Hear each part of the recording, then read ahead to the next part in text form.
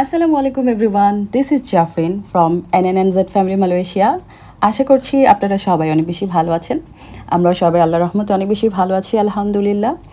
তো দেশ স্বাধীন হবার পর থেকেই, যদিও মালয়েশিয়ায় থাকি না কেন, তারপরেও তো আমরা বাংলাদেশি, দেশের প্রতি সর্বোচ্চ টান আমাদের। তো দেশ স্বাধীন হওয়ার পর থেকে আমার বাসায় পিঠার সিজন চলছে। তো খুব ভালো লাগতো যদি আপনাদের সবাইকে নিয়ে এই সেলিব্রেশনটা আমরা সেলিব্রেট করতে পারতাম। যেহেতু পারছি না, তাই ভিডিওগুলো আপনাদের সাথে অবশ্যই শেয়ার করছি। আশা করছি আজকের ভিডিওটাও আপনাদের ভালো লাগবে প্রত্যেক দিনের ভিডিওগুলোর মতো। আর যদি কারো ভিডিওটা অনেক বেশি ভালো লেগে থাকে তাহলে অবশ্যই আমি রিকোয়েস্ট করব ভিডিওটা শেয়ার করার জন্য। তো আজকে আমি বাসায় বানাচ্ছি আমার হাজব্যান্ডের খুবই পছন্দের একটা পিঠা, সেটা হলো তেল পিঠা, অনেকে বলে পোয়া পিঠা। আপনাদের কোন কোন অঞ্চলে কি পিঠা নামে পরিচিত এই পিঠাটা অবশ্যই একটু কমেন্ট সেকশনে জানালে আমিও সেই নতুন নতুন নামগুলোর সাথে পরিচিত হতে পারলাম। এর আগে বানিয়েছিলাম আমি নারকেল পুরি বানিয়েছিলাম, সেই ভিডিওটা আপনাদের সাথে শেয়ার করেছি। পাটিসাপটা পিঠা বানিয়েছিলাম, সেই ভিডিওটা আমি আসলে করতে পারিনি। তো নেক্সট আরেকদিন আমি পাটিসাপটা পিঠাটা অবশ্যই বানাবো আপনাদের ভাইয়ার ডিমান্ডে। তো সেদিন আমি অবশ্যই ভিডিওটা আপনাদের সাথে শেয়ার করব। পিঠাটা বানানোর জন্য এখানে আমি 1 কাপ পরিমাণ চালের গুঁড়া নিয়েছি, শুকনো চালের গুঁড়াটা কেনাটাই। আপনারা চাইলে কিন্তু কেউ ডিরেক্ট চালটাকেও গুঁড়া করে করতে পারেন। আর এটা যেন সফট হয়, পিঠাটা সফট হওয়ার জন্য এখানে একটা ভেতরের টেকনিক হলো, সেটা 2 টেবিল চামচ পরিমাণে আমি নিয়েছিলাম ময়দা আর পরিমাণ মতো লবণ।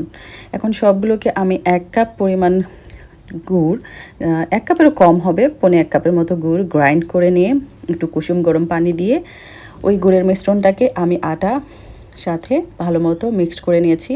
কীরকম একটা ব্যাটার তৈরি করেছি সেটা কিন্তু অলরেডি আমি ভিডিওতে শেয়ার করে দিয়েছি। তারপরে অনেকে বলেন যে তেল পিঠা নাকি ফোলে না।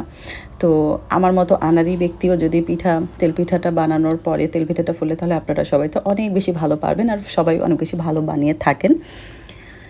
তো দেখতে পাচ্ছেন আমি ফুটন্ত গরম তেলে পিঠাগুলো ভেজে নিচ্ছি। সবগুলো পিঠাই আমি যাতে করে এক সমান হয় সে কারণে আমি একটা মেজারমেন্ট কাপ দিয়েই মেপে মেপে দিচ্ছি, দেখতে ভালো লাগার জন্য। তো পিঠাগুলো এইভাবে উপর দিয়ে একটু তেল ছড়িয়ে ছড়িয়ে দিলে কিন্তু খুব দ্রুত ফোলে। দেখতে পাচ্ছেন আমার বানানো পিঠাগুলো ভালোই ফুলছে, কালারটাও খুব সুন্দর আসছিল। এটা কিন্তু চিনি দিয়েও অনেকে বানিয়ে থাকেন, তো আমার কাছে গুড় দিয়ে বেশি ভালো লাগে, সে কারণে আমি গুড় দিয়ে বানাচ্ছি।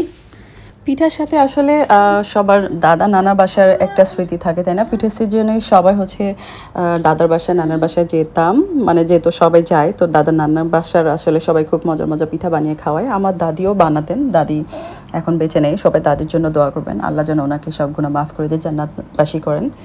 আর আমার আম্মা তো পিঠা বানাই, মজার মজার পিঠা বানায়, লাস্ট কয়েক বছর থেকে একটু কম বানায়।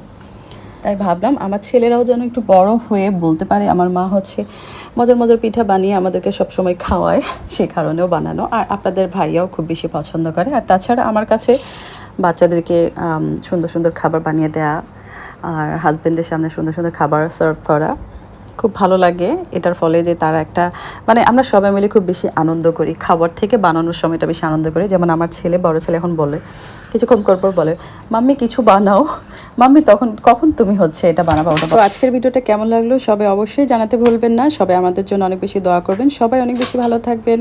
আল্লাহ হাফেজ।